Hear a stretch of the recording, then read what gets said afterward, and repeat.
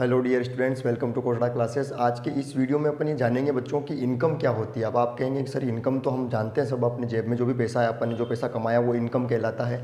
लेकिन बहुत सी बार आपने देखा होगा कि जो अवैध इनकम है, इलीगल तरीके से लोग पैसा कमाते हैं, तो क्या उस पर भी इनकम टैक्स लगता है। आज अपन डिस्कस करेंगे और आज अपन ये भी डिस्कस करेंगे कि ब्लैक मनी क्या होती है, काला धन क्या है, जो अपन बार बार सुनते हैं न्यूज़ में भी इधर उधर। ये ब्लैक मनी फिर क्या होता है। तो चलिए फिर आज की क्लास को अपन जल्दी से शुरू करते हैं। देखिए ये मैंने ऊपर लिखा है बच्चों की, आज अपन पढ़ेंगे मीनिंग ऑफ इनकम यानी आय का अर्थ। जो इनकम होती है, income tax department, income tax act 1961 ये कहता है कि उन्होंने इनकम को जो है एक व्यक्ति 5 तरह से इनकम कमा सकता है। मतलब उन्होंने 5 तरीके बनाए, उनसे अपन इनकम कमा सकते हैं। और व्यक्ति का मतलब क्या होता है मैंने आपको बताया था, आप सभी को पता होगा। पर्सन की परिभाषा मैंने आपको कल वाले वीडियो में बताई थी, ठीक है। तो एक पर्सन जो होता है, एक व्यक्ति जो होता है, 5 तरीके से इनकम कमा सकता है, ठीक है। ध्यान से देखिएगा, 5 तरीके देखने के बाद अपन ये पढ़ेंगे कि अवैध आय, इलीगल आय को, गैर कानूनी आय को भी क्या आय माना गया है, क्या उस पर भी टैक्स लगता है, और क्या ब्लैक मनी क्या होती है। तो इसके बाद अपन जानेंगे। देखिए 5 इनकम के सोर्स होते हैं, सीधी सी बात है।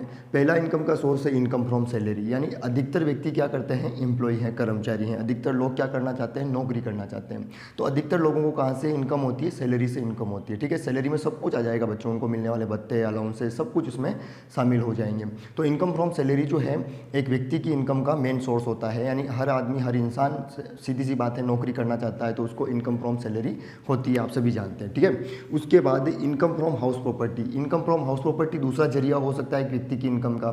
जैसे आपके पास कोई भी मकान है, दुकान है, गोदाम है, कुछ भी आपने किराए पर दिया और किराए की अगर आपको इनकम हो रही है तो वो इनकम फ्रॉम हाउस प्रॉपर्टी होगी। ध्यान से समझिएगा, क्योंकि कोई भी दुकान, मकान आपने किराए पर दिया, गोदाम वगैरह, और आपको जो किराए की इनकम होगी वो किराए की इनकम कहलाएगी बच्चों इनकम फ्रॉम हाउस प्रॉपर्टी। यानी आपके हाउस से जो है आपको इनकम हुई, और हाउस में खाली रहने वाला हाउस नहीं है, गोदाम, मकान सब कुछ आएगा, ठीक है। आगे बढ़ते हैं। तीसरी इनकम का सोर्स हो सकता है इनकम फ्रॉम कैपिटल गेन। ये कि ये कैपिटल गेन क्या होता है, कैपिटल गेन जो कैपिटल एसेट्स बेचने से जो पैसा आपके पास आएगा उसको कैपिटल गेन कहा जाएगा। मैं सिंपल करके समझाता हूँ। जैसे आपके पास मान लो सोना चांदी है, आपके पास मान लो प्रॉपर्टी है, मकान है, उसको आपने बेचा, सोना चांदी को आपने बेचा, आपके पास खूब सारा पैसा आया, तो इकट्ठा पैसा आया आपके पास। तो वो जो इकट्ठा पैसा आपके पास आया वो रेगुलर नहीं आएगा, एक बार बेचा आपके पास एक बार आ गया, वो इनकम फ्रॉम कैपिटल गेन कहलाता है, ठीक है। कैपिटल एसेट्स को बेचने से जो पैसा आपके पास आया वो कहलाएगा इनकम फ्रॉम कैपिटल गेन। तो जो कभी कभी इनकम होगी, रेगुलर इनकम नहीं है आपकी, ठीक है। तो ये है कैपिटल गेन, यानी कोई भी एसेट्स आपने बेची और आपके पास पैसा आया। तो ये तीसरा इनकम का सोर्स हो सकता है आपके। इनकम का चौथा सोर्स हो सकता है income from business and profession. आप सभी जानते हैं कि आप बिजनेस कर सकते हैं, कोई भी, किसी भी बिजनेस से आपको इनकम हो रही है तो income from business and profession में जाएगी। प्रोफेशन क्या है, अगर आप सीए हैं, डॉक्टर हैं, वकील हैं, तो आप क्या करते हैं, अपने क्लाइंट का काम करते हैं और उनसे फीस लेते हैं, तो प्रोफेशन इसमें आ जाएगा, ठीक है। तो income from business and profession आप सभी समझ गए कि ये चौथा सोर्स होगा। और उसके बाद अगर और कोई इनकम बाकी रह गई जो इन चारों सोर्स में नहीं आ रही है तो वो चली जाएगी लास्ट में इनकम फ्रॉम अदर सोर्स में। अब अदर सोर्स में कौन सी इनकम, छोटी मोटी बहुत सारी इनकम और होती है बच्चों, जिसको इनकम टैक्स डिपार्टमेंट जो इनकम फ्रॉम अदर सोर्स में कैलकुलेट करेगा। कौन सी, जैसे मान लो आपने बैंक में एफडी करा रखा है, एफडी का आपको ब्याज मिल रहा है, म्यूचुअल फंड से आपको इंटरेस्ट मिल रहा है, मान लो डेट म्यूचुअल फंड में आपने पैसा लगाया तो इस प्रकार आपके पास मिलने वाला लगभग सभी प्रकार का ब्याज जो है वो इनकम फ्रॉम अदर सोर्स में जाएगा।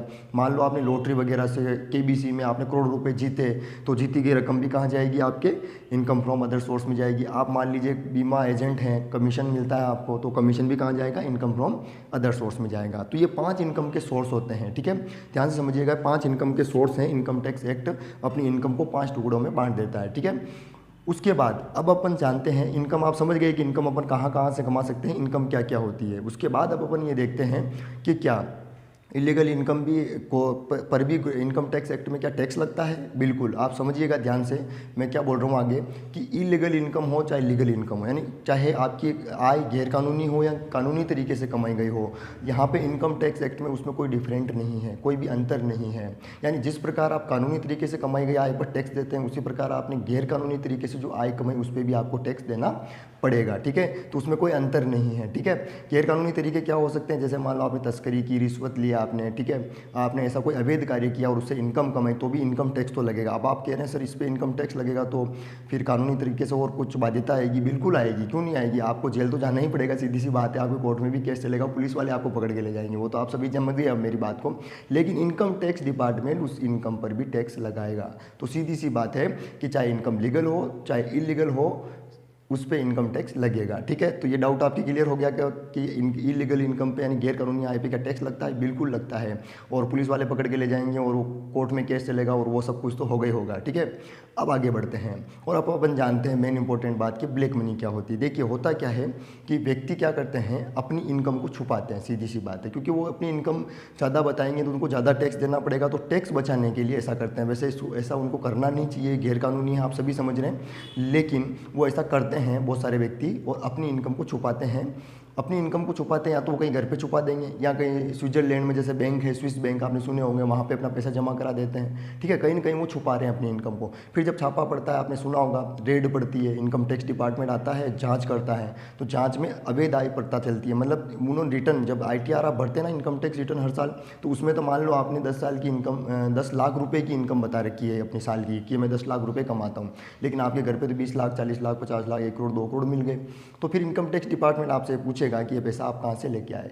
तो सीधी सी बात है, वो इनकम ही कहलाती है ब्लैक मनी यानी काला धन। सीधी सी बात है, काला धन कोई काला नहीं होता है, आपने कमाया चाहे वैध तरीके से या अवैध तरीके से, लेकिन आपने उस पर इनकम टैक्स नहीं दिया और उस इनकम को आपने छुपा लिया, तो उसको कहा जाता है ब्लैक मनी। अब बहुत सारे क्या सोचते हैं, ब्लैक मनी का मतलब होता है इलीगल तरीके से कमाया गया पैसा। देखो, वो पैसा इलीगल तरीके से भी कमाया हुआ हो सकता है और लीगल तरीके से भी कमाया हुआ हो सकता है। तरीका कोई सा भी हो सकता है, लीगल हो चाहे इलीगल हो, पर आपने अपनी इनकम को पूरा बताया नहीं और आपने इनकम टैक्स कम देने के लिए, इनकम टैक्स से बचने के लिए अपनी इनकम को छुपा लिया, तो वो कहलाती है ब्लैक मनी यानी काला धन। ठीक है, तो आप समझ गए काला धन क्या है, ब्लैक मनी क्या है। ठीक है बच्चों, तो आपके क्वेश्चंस के आय से संबंधित, इनकम से रिलेटेड जितने भी क्वेश्चन होंगे आपके आज क्लियर हुए होंगे, लेकिन इसके बाद अपन आगे आने वाली वीडियोस में एग्रीकल्चर इनकम के बारे में पढ़ेंगे कि एग्रीकल्चर इनकम पे क्या टैक्स लगता है, एग्रीकल्चर इनकम क्या टैक्स फ्री है, ये अपन डिस्कस करेंगे। तो चलिए फिर मिलते हैं अगले वीडियो में, तब तक के लिए जय हिंद।